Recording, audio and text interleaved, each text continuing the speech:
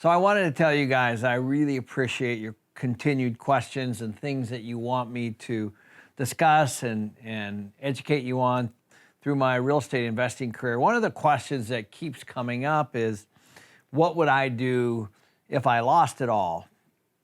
Now, and how did I get here, and what would I do differently? In other words, there's a lot of people that are coming up, and there's a lot of people that have lots of experience. So I thought that maybe I would go over some of those things and just talk about, how I started my real estate investing career almost 30 years ago. And the information I share with you guys is based on the years and years of experience looking at deals and rehabbing and renovating properties and learning how to make a property cash flow, and also managing and buying properties that don't cash flow, and learning from that experience and raising capital with investors. And I've been able to achieve a level of financial freedom, and I enjoy sharing my knowledge with others so they can do the exact same and hopefully shortcut some of the mistakes that I've made so that you can make some better decisions moving forward. I think there's plenty to go around, and I think the difference between very successful people and people that have mild success are experience, listening to experience, and changing course along the way and looking for the reasons that you failed on things and trying to improve. But I'm always interested in the idea of what I would do if I weren't as comfortable as I am right now. Some successful people are plagued with the fear of losing it all. Of course, I wouldn't like it if I lost everything, and I wouldn't be happy about it. But I guess I've never sat around worrying about what would happen if the sky fell. Earlier in my career, in my late 20s, I experienced a lot of success, had a lot of money, and then lost it all. So I've been through this. Let's just talk for a moment as if this is a real situation, and I'm definitely seeing this happen right now to others. People that are peers that made bad investment decisions, that are losing money right now, specifically on commercial property, people that are really, really concerned, that have raised money, invested their own money, investors' money, borrowed from banks, all those kinds of things, and they're handling and dealing with underperforming assets right now. So sometimes people do lose everything for real.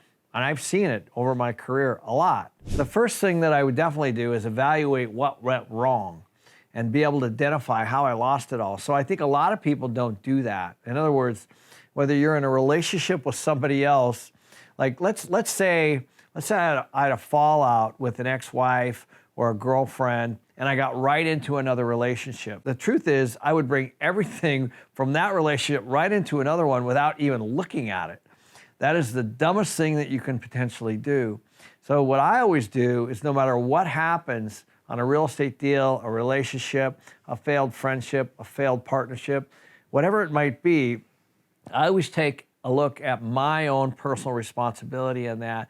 I try to really dig deep for the right answers. So when I lost everything in my late 20s, and I processed for about 30 days all of those kinds of issues. What did I do wrong? What could I do better? What do I want to do next? And I carefully evaluated what I wanted to do before I made my next move, which is what I'm doing right now. So I would look at things like, was I living beyond my means? Was I making bad investments, bad decisions around those investments? Was I doing enough research on the partners, on the team? Did I have enough reserves for myself, for my family, for my deals, for my projects? Did I just assume that I'd be earning the same amount forever? Was I always swinging for the fence? Or was I just trying to hit singles? That's what I tell people. I say, I always just try to hit singles. Every once in a while, it's a home run. The biggest thing I learned that if you don't take accountability after your setbacks, then you're likely to repeat them. Again, that's the same. Whatever you're doing in a deal, raising money, looking at a deal, doing due diligence, buying the deal, managing the deal, whatever it is, if you don't make corrections moving forward, what people do is they blame it on the market. And they say, oh, the market failed me. I'm not going to look at myself.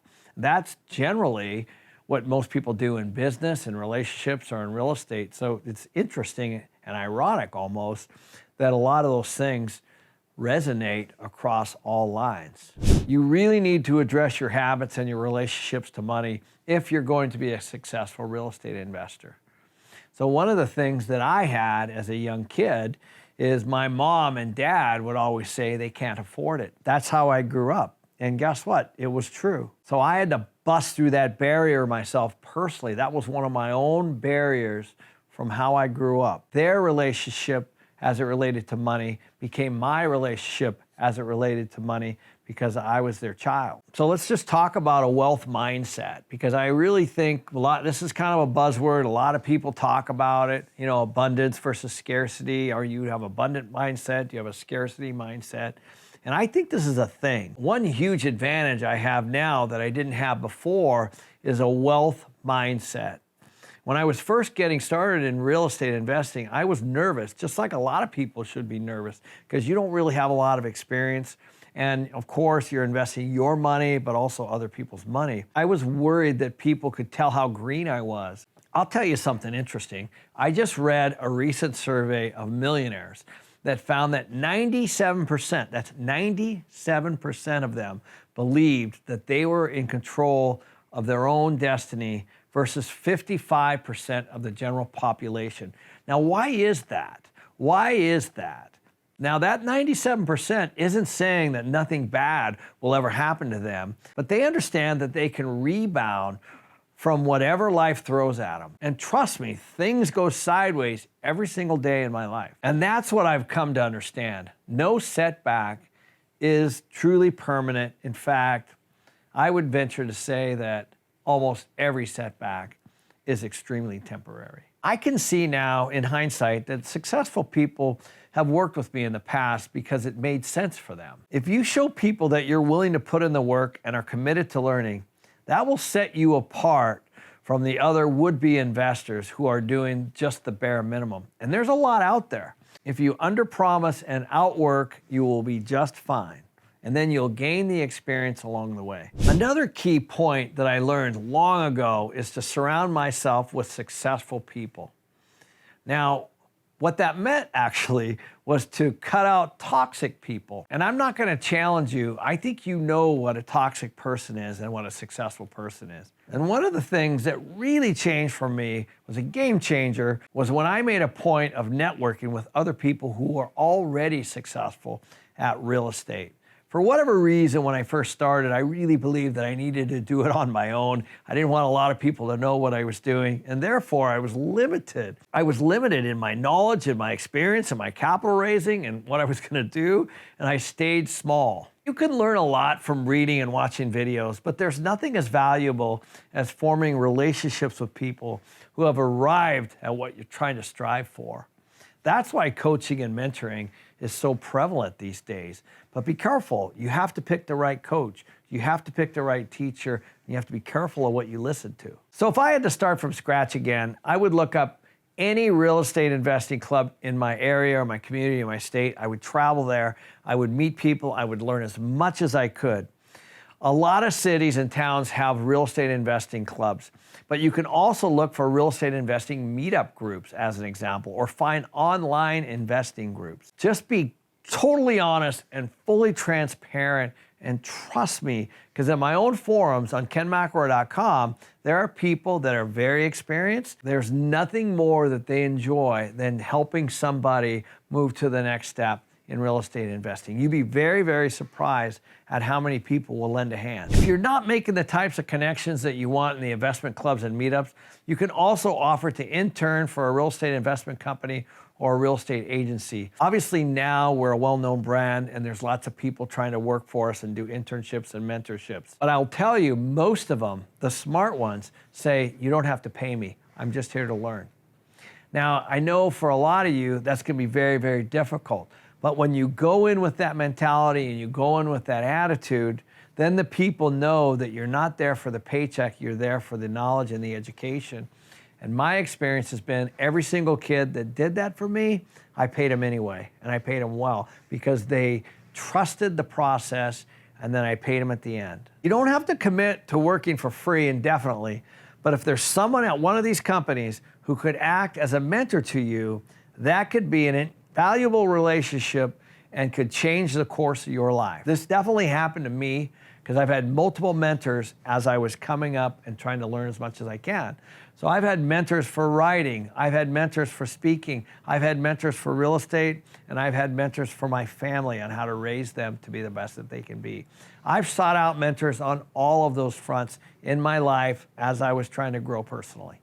The fundamentals of real estate are the same, regardless of the level that you're operating at. I would look for and identify potential properties that would cash flow. I would save as much as I could for a down payment, and if I didn't have the money, then I would find people with money on things like LinkedIn, Facebook, country clubs, networking, coffee shops, whatever it might be. There's plenty of people that have plenty of money looking for things other than the stock market. If I were truly down to zero, I would create an investment packet with an investment strategy. For example, I would say, we're going to invest in opportunity zones, and here's what I'm going to target, and here's the money I need. That's a strategy. That's a very specific strategy.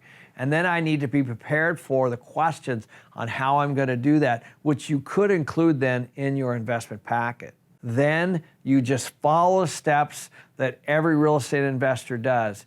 And guess what? Everything that you do is not going to be in that packet, but the investors that you originally pitched are going to be happy that you've thought at least the strategy through. It wouldn't be easy to start over, but I know that I could do it.